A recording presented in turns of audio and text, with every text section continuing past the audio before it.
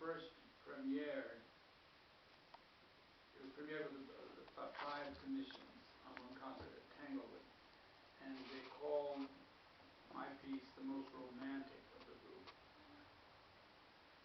Go fast forward 40 years, they played the same piece on the program of all of my music, and which had gotten way more tonal.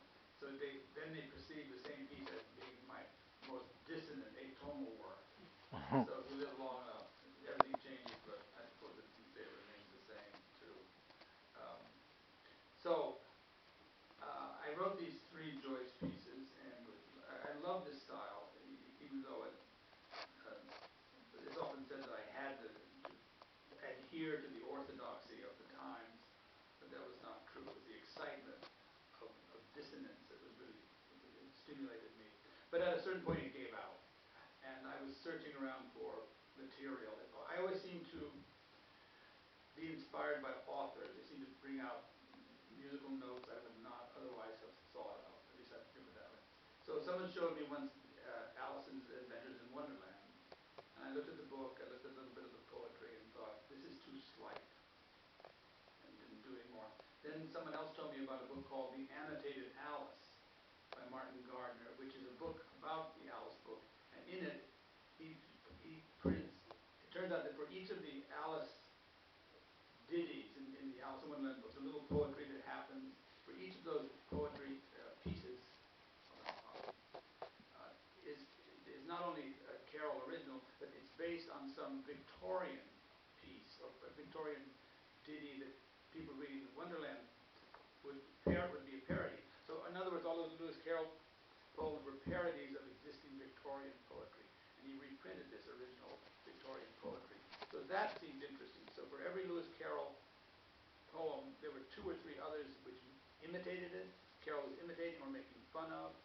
For example, there's one Victorian poem called Speak Gently to Your Little Child, and a very gentle, saccharine poem. And so Carroll's version was speak roughly to your little boy and beat him when he sneezes. So the exact opposite. So anyone reading the Carroll would remember the saccharine Victorian original. So I got interested in Lewis Carroll, and for the next, it turned out, I didn't plan this, 20 to 25 years, I set nothing but Lewis Carroll to music. And during the course of this setting, I returned to tonality, to romantic tonality. And why did I do it? I'm always asked. Well, I did it as Lewis Carroll's fault. Because when I started getting involved in these stories, and in the poetry, and in the just atonality did not seem to fit the Victorian wit, the whimsy, the charm, this whole other world. And so gradually I started to reach into my tonal background, which was never composing tonally, but my background was playing tonally. And I remember in college, I was always very good at doing harmony and that kind of stuff, and I looked forward to it. But I didn't think it counted. I didn't think it was composing. It was just exercises. But I loved them. So somehow I reconnected with that. It was like my secret music I had going. I now took it as seriously and started to use it when called for. I remember one piece called Vintage Alice, a setting of the Mad Tea Party scene. The Mad Hatter sings his little ditty, which is Twinkle, Twinkle, Little Bat, How I Wonder What You're At. Well, that's an obvious parody of Twinkle, Twinkle, Little Star, How I Wonder What You Are.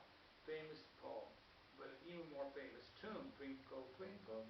Anyway, so I thought, well, if I'm going to use a parody, I have to use that original theme. So I had a tonal thing right there that I had to use in my head to make this live three-dimensionally. I had to use this thing.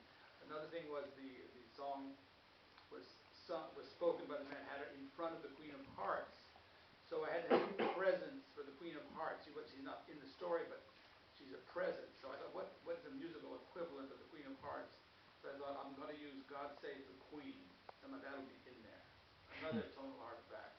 So it began like that, and I would do things to the tune. Some of that, mix them up, mix up the keys, make them kind of atonal, but not that much. So little by little, I was learning to be tonal in my own way. In a post-tonal age, I was sort of becoming tonal, because for me it fit making the stories alive, real. So when it came to Final Alice, which I'm going to play you an excerpt, the longest excerpt from, it's about maybe even 15 minutes, and it's a piece that kind of made me well known in America. It happened that the commission, it was written in 1977, what was it, 1976, the American Bicentennial, and it was commissioned by the Chicago Symphony. Each of the major orchestras commissioned a piece, and something that's never been done before, since each of the other major orchestras agreed to do everybody else's piece.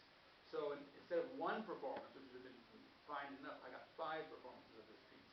What they asked for me for was a orchestral piece about 20 minutes long.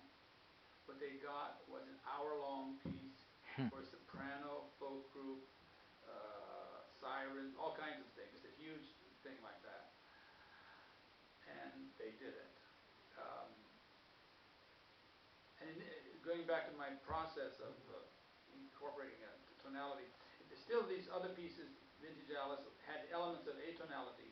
When I got to Final Alice, which is final because it was the setting of the end of the Alice in Wonderland book, The Trial in Wonderland, and because I thought I can't keep going with these Alice pieces, this has got to be the last one.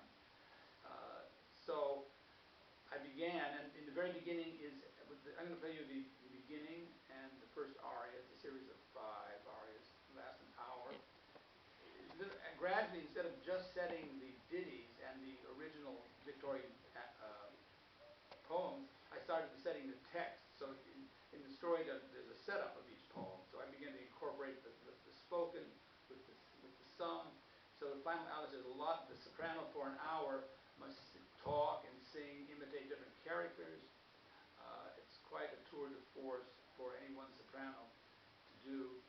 This particular excerpt begins with you're introduced to the court. It is in front of you, and I needed an evocation. How do you evolve the beginning of something? So I thought orchestral concerts always begin with tuning. So I evoked the tuning. The oboe A is there. That's the first note of the piece and the last note. And then there's all of these instruments kind of tuned.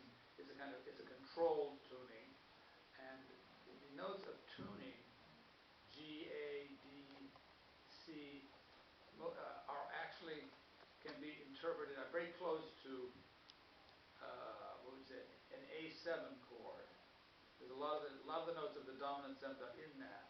So you hear it in the piece begins, just sounds like a little bit of tuning up, a little cacophonous, but little by little I take out all the notes that aren't the A7 chord and leave it A, G, E, and so little by little it turns into D major. So suddenly the first aria is very plain and simple in D major.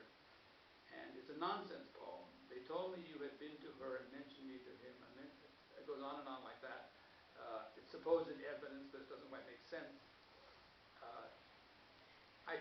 Before I'm digressing a little, but in this particular piece, there were huge stretches of tonality which I wrote, which didn't get mixed up with atonality. In the other ones, there was always a mix-up.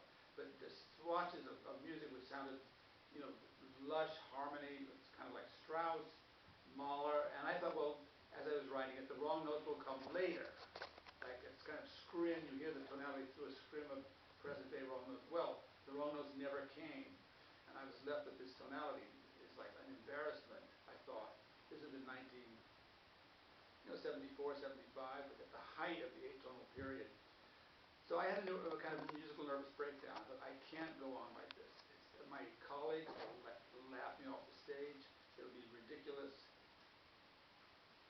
But then I thought, well, I am as enthusiastic now about the dominant seventh and the tonic and the subdominant as I used to be about the minor ninth or the major seventh. I had the same feeling of excitement.